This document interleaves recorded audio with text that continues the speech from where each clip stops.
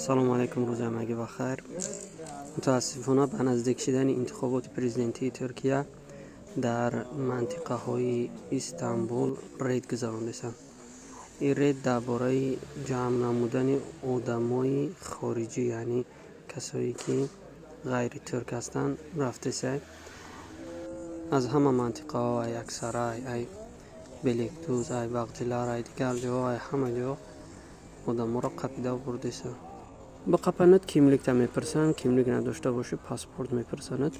به هر حال میگیرند میبرند، تقریبا یا اتوبوس پر میکنند تا به اونجا رو میروند.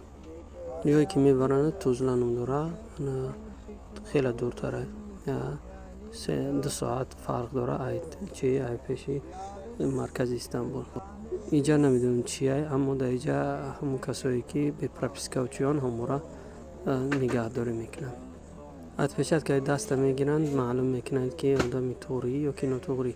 بعد یا طرف روید میکنند، یا اینکه میمونند دم درون نیستی، یا اینکه جواب میدن. بعد باشی درونش دروی یک سدیون میمونند تا و پالتوهای عدیوله میتند تا و خوراکه میارند. خلاص تو اینکه یا جواب میدن یا دیپورت.